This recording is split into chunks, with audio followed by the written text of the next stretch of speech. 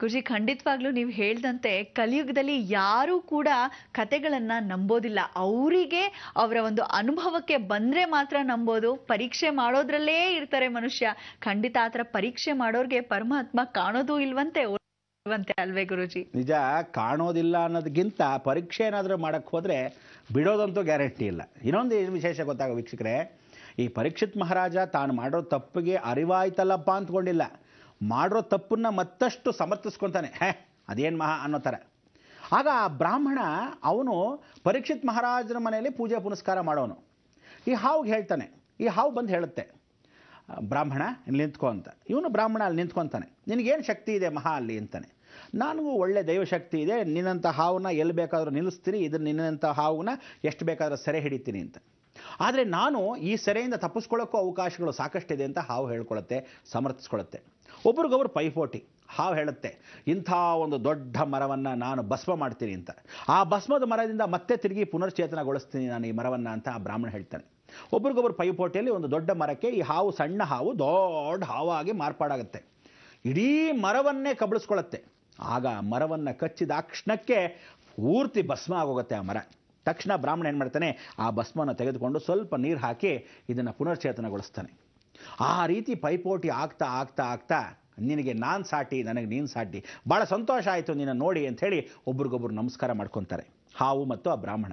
ಆದರೆ ಆ ಹಾವು ಅಂತ ಕೇಳ್ಕೊಳುತ್ತೆ, ನಿನ್ನಿಂದ ನನಗೊಂದು ಸಹಾಯ ಆಗಬೇಕು.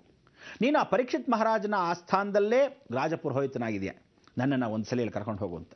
ಇಲ್ಲ, ಹಾಗೆಲ್ಲ ಕರ್ಕೊಂಡು ಹೋಗೋಕೆ ಆಗ್ತಿಲ್ಲ. ಈಗ ಅವರು ದೊಡ್ಡ ಕೋಟೆಯನ್ನು ಕಟ್ಟಿದ್ದಾರೆ, ಆ ಕೋಟೆಯೊಳಗೆ ಒಂದು ಹುಳ ಕೂಡ ಪ್ರವೇಶವಿಲ್ಲ ಅಂತ. ಆಯಿತು, ನೀನು ಯೋಚನೆ ಮಾಡಬೇಡ, ನಾನು ಮಿಕ್ಕಿದ್ದು ನಾನು ನೋಡ್ಕೊತೀನಿ, ತಗೊಂಡು ಹೋಗೋದು ಭಾರ ಮಾತ್ರ ನಿಂದು ಅಂತ. ತಥಾಸ್ತು ಅಂತಾನೆ ಬ್ರಾಹ್ಮಣ. ಆಯಿತು, ಒಂದು ಒಳ್ಳೆ ಮುಹೂರ್ತ ಕೊಡ್ತೀನಿ ಅಂತಾನೆ. ರಾಜಕೋಟೆ ನಿರ್ಮಾಣ ಆಗ್ತಾ ಇದೆ. ಪರೀಕ್ಷಿತ್ ಮಹಾರಾಜ ಈ ಹುಳಗಳಿಂದ, ಹಾವುಗಳಿಂದ ತಪ್ಪಿಸ್ಕೊಳ್ಳೋಕ್ಕೋಸ್ಕರ ಅವನು ಆ ಋಷಿ ಶಾಪ ನಿಜವಾಗತ್ತೇನೋ ಅಂತ ಮತ್ತಷ್ಟು ಪಂಡಿತರ ಹತ್ರ ಕೇಳಿದಾಗ ಹೌದು ಹೌದು ಅಂತ ಎಲ್ಲ ಪಂಡಿತರು ಹೇಳ್ತಾರೆ. ಆ ಸಮಯಕ್ಕೆ ಒಂದು ಕೋಟೆಯನ್ನು ನಿರ್ಮಾಣ ಮಾಡ್ತಾನೆ ಸಮುದ್ರದ ಮಧ್ಯದಲ್ಲಿ. 7 ಸಮುದ್ರದ ಮಧ್ಯದಲ್ಲಿ ಒಂದು ಕೋಟೆ ಎತ್ತರ ಸ್ಥಾನಕ್ಕೆ. ಆ ಕೋಟೆ ಒಳಗೆ ಒಂದು ನರ್ಪಿಳ್ಳೆ ಕೂಡ ಒಳಗಡೆ ಹೋಗದಷ್ಟು ಬೆಂಗಾವಲು, ಪೂರ್ತಿ ದೊಡ್ಡ ಕಾವಲನ್ನು ಹಾಕ್ತಾನೆ. ಎಷ್ಟು ಕಾವಲು ಅಂದರೆ ಸರ್ಪ ಕಾವಲು. ಇವನು ಹಾಕೋ ಕಾವಲು ಇಡೀ ಜಗತ್ತಲ್ಲಿ ಯಾವ ಕಾಲಕ್ಕೂ ಹಾಕದೇ ಇರುವೇನೋ ಅಂತ. ಅದಕ್ಕೆ ಪರೀಕ್ಷಿತ್ ಮಹಾರಾಜನ ಕಥೆ ನೀವು ಕೇಳಬೇಕಾದ್ರೆ ಎಷ್ಟು ವಿಶೇಷ ಅಂತ ಹೇಳ್ತೀವಿ. ಅಂಥ ಒಂದು ಸರ್ಬದಲ್ಲಿ ಸರ್ಪದೋಷಗಳಿದ್ದಾಗ ಕೂಡ ಆಶ್ಲೇಷ ಬಲಿಯಲ್ಲಿ ಏನು ಹೇಳಬೇಕು, ಇವತ್ತು ಕುಕ್ಕೆ ಸುಬ್ರಹ್ಮಣ್ಯದಲ್ಲಿ ಈ ಪರೀಕ್ಷಿತ್ ಮಹಾರಾಜನ ಕಥೆನ ಹೇಳಬೇಕು. ಇವರ ಸ್ವಲ್ಪ ಮಟ್ಟಿಗೆ ಆಶ್ಲೇಷ ಬಲಿ, ಸರ್ಪ ಸಂಸ್ಕಾರ ಮುಗಿಸ್ತಾರೆ, ಆಯ್ತಾಯ್ತು ಎದ್ದೇಳಿ ಊಟ ಹೋಗಿ ಅಂತಾರೆ. ಈ ಊಟಕ್ಕೆ ಹೋಗೋಕ್ಕೋಸ್ಕರ ಬಂದ್ವಾ? ಆ ಪರೀಕ್ಷಿತ್ ಮಹಾರಾಜನ ಕಥೆನ ಅವತ್ತು ಕೇಳಿದ್ರೇ ಇದು ಪ್ರಾಯಶ್ಚಿತ್ತ ಅನ್ನೋದು ಅಲ್ಲೂ ತಿಳ್ಕೋಬೇಕು ದಡ್ಡ ಮುಂಡೆವು. ಎಷ್ಟು ಜನ ತಪ್ಪು ಮಾಡ್ತಾರೆ ಜೀವನದಲ್ಲಿ ಅಂದರೆ, ಎಲ್ಲಿ ಯಾವುದನ್ನು ಹೇಳಬೇಕು ಯಾವುದನ್ನು ಹೇಳಬಾರ್ದು ಶಂಕರಾಚಾರ್ಯರೇ ಸ್ವತಃ ಹೇಳಿ ಇವತ್ತು ಕುಕ್ಕೆನಲ್ಲಿ ಈ ಪರೀಕ್ಷಿತ್ ಮಹಾರಾಜನ ಕಥೆಯನ್ನು ಹೇಳಿ ಅಂತ ಆ ಕಾಲದಲ್ಲೇ ಬರೆದಿಟ್ಟ ಶಾಸನ ಇದೆ. ಆ ಕಲ್ಲು ಮೇಲೆ ಪರೀಕ್ಷಿತ್ ಮಹಾರಾಜ ಕಥೆ ಇದೆ. ಈ ಕಥೆಯನ್ನು ಯಾರು ಕೇಳ್ತಾರೋ ಮುಕ್ಕಾಲು ಭಾಗ ಸರ್ಪದೋಷಗಳು ಹೋಗುತ್ತೆ ಅಂತ ಕೂಡ ವಿಶೇಷವಾಗಿ ಹೇಳ್ತಾರೆ. ಅದನ್ನೆಲ್ಲ ಅರ್ಥ ಮಾಡ್ಕೊಳ್ಳಲ್ಲ. ಇವಾಗ ಜನಗಳು ಅವ್ರವ್ರ ಅನುಕೂಲಕ್ಕೆ ಎಷ್ಟು ಬೇಕೋ ಅಷ್ಟು ಹೇಳ್ಕೊಂಡು ಹೊರಟೋಗ್ತಾ ಇರ್ತಾರೆ, ಭಾಳ ದೊಡ್ಡ ತಪ್ಪು ಮಾಡ್ತಾರೆ.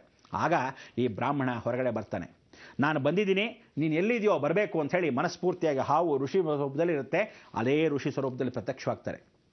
ಆಗ ಬ್ರಾಹ್ಮಣ ಬರ್ತಾನೆ. ಸೈನಿಕರು ನೋಡ್ತಾ ಇರ್ತಾರೆ, ಯಾರು ಮಾತಾಡ್ತಾ ಇರೋದು ಅಂತ.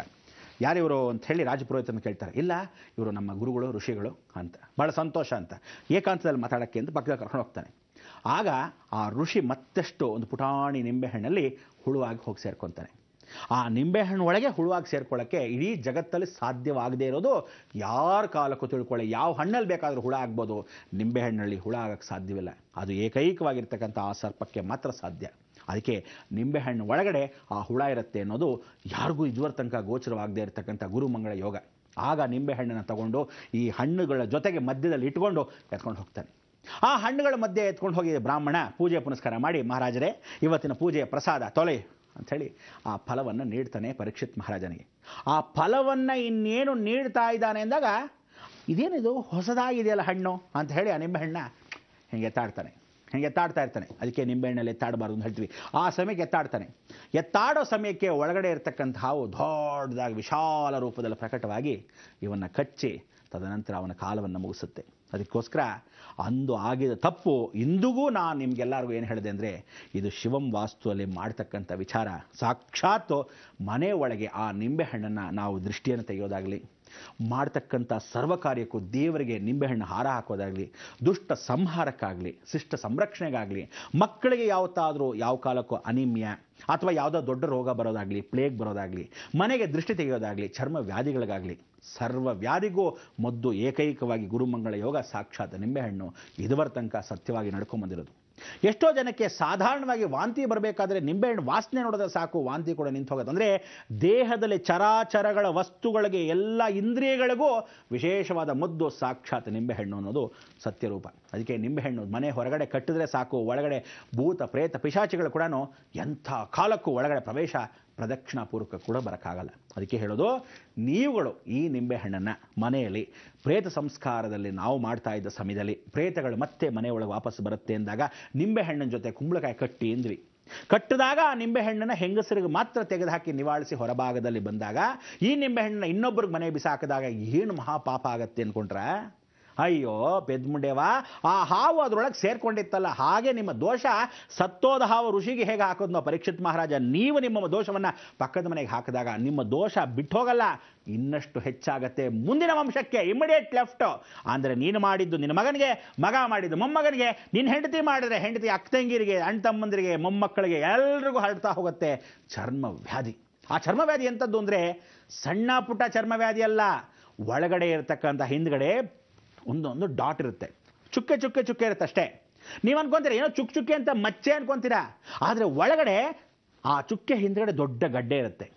ಹುಳ ಮಾತ್ರ ಹೋಗ್ಬೋದು ಅನ್ನೋ ರೀತಿ ಒಂದು ಪುಟಾಣಿದು.